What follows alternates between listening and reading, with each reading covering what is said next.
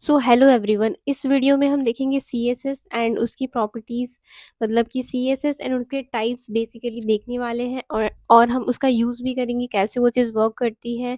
और without any delay हम लोग स्टार्ट करते हैं। और अगर आप पिछली वीडियोस नहीं देखे हैं तो जाइए और उनसे कॉन्सेप्ट क्लियर करके आइए। So let's started. तो यहाँ पे हम सीएसएस को देखने वाले हैं। तो सबसे पहले हम सीएसएस को बता दें। सीएसएस का मतलब होता है कैस्केडिंग स्टाइल शीट, ठीक है। और इसके 3 टाइप होते हैं। टाइप 1 होता है हमारा एक इनलाइन सीएसएस, टाइप 2 होता है हमारा इंटरनल सीएसएस एंड टाइप 3 होता है हमारा एक्सटर्नल सीएसएस। तो मैं पहले बता देती हूँ आपको टाइप 1 जो इनलाइन सीएसएस होता है ना, हम कोई भी हेडिंग लेते हैं। जैसे ये हमारा हेडिंग H1 है, ठीक है। तो यहाँ पे हमने इसके अंदर style equals to color blue लिखा है, ठीक है। और ये हमारा इनलाइन सीएसएस हो गया, ठीक है। तो ये जो है ना, एक बस यहाँ लिख देने से नहीं होता है। जितने भी H1 लिखेंगे वहाँ पे हमें जा जाके style equals to color blue ऐसे करके लिखना पड़ेगा, तब जाके वर्क करता है। पहले मैं इसको रन करके दिखाती हूँ आपको। सो देखिए, यहाँ learn C S S in easy and interesting way लिखा हुआ है ना हेडिंग 1 में। तो हम यहाँ पे इसको दिखा देते हैं। यहाँ पे learn C S S in easy and interesting way. तो हमको उतने ही जगहों पर हमें ये चीज़ लिखनी पड़ेगी, तब जाके ये चीज़ होगा। तो इनलाइन सी एस एस थोड़ा सा मतलब हमारे कोड को बल्कि बना देता है, तो इसको हमको अवॉइड करना है। और नेक्स्ट आता है हमारा जो हमने सेकंड चीज़ की बात की थी, दैट इज़ हमारा इंटरनल सीएसएस। तो वो हमने हेडिंग जो हमारा हेड सेक्शन है, तो ये जो हमारा इनलाइन मतलब इंटरनल सीएसएस होता है ना, वो हमारा हेड सेक्शन के अंदर आता है। और हेड सेक्शन में हमने यहाँ पे क्या लिखा है, स्टाइल। और स्टाइल के अंदर में हमने पी लिखा है। यहाँ पे हमने पी एक ले लिया हाई सुमन करके, ठीक है। ये हमारा पैराग्राफ टैग है, ठीक है। उसके अंदर हमने हाई सुमन ले लिया है और यहाँ पे हमने कलर कॉलन करके रेड और सेमी कॉलन दिया है, और ये हमने इसको कर्ली ब्रेसेस के अंदर दिया है। तो ये चीज़ अब अपने जो अपने बॉडी है, वहाँ पे हम कहीं भी अपने कोड में पैराग्राफ टैग का यूज़ करेंगे ना, तो वो कोड इसको डिसाइड कर लेगा कि यहाँ पे हमको कलर रेड करना है, ठीक है। इसको हम देख लेते हैं कैसे वो चीज़ प्रिंट हुई है।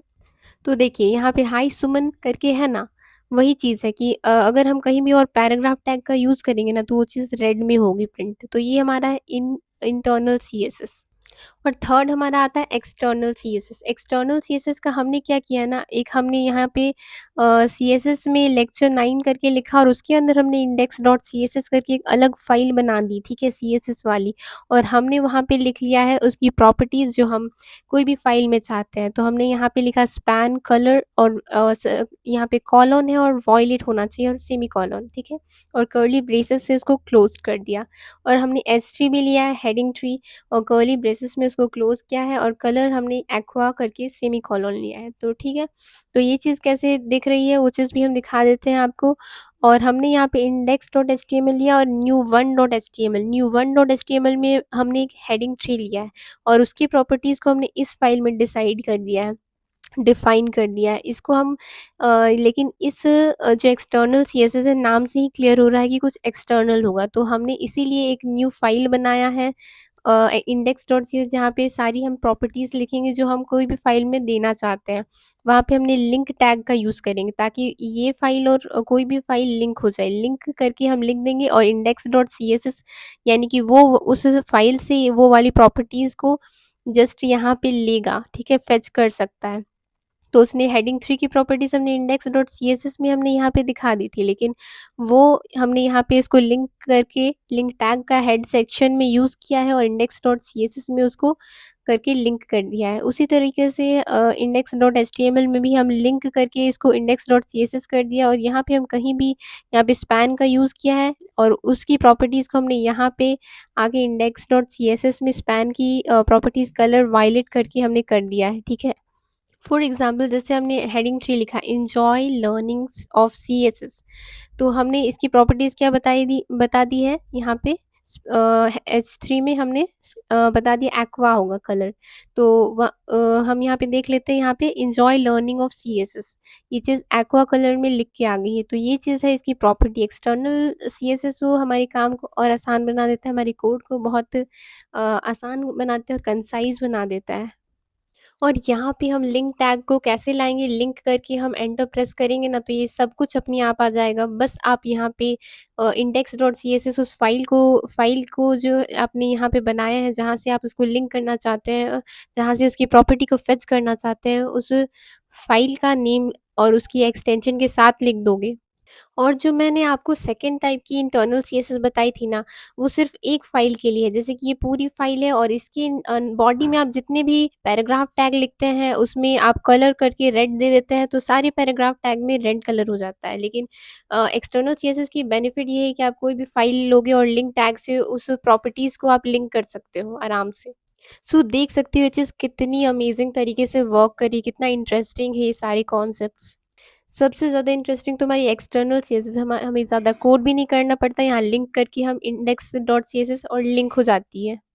तो हम सेलेक्टर अब देखने वाले, सेलेक्टर क्या होता है वो हम देखेंगे। सेलेक्टर में हम वहाँ लिखते हैं यहाँ पे जैसे कि हम कोई टैग लिखते हैं, ए टैग हो गया, फिर पी टैग हो गया, पी लिख देते हैं, फिर ये कर्ली ब्रेसेस और उसके अंदर प्रॉपर्टी क्या हम चाहते हैं, जैसे कलर चाहते हैं, उसके बाद वैल्यू, उसके बाद वैल्यू यहाँ पे कॉलन देके वैल्यू और यहाँ पे सेमी कॉलन देते हैं। तो इसको हम देख लेते हैं।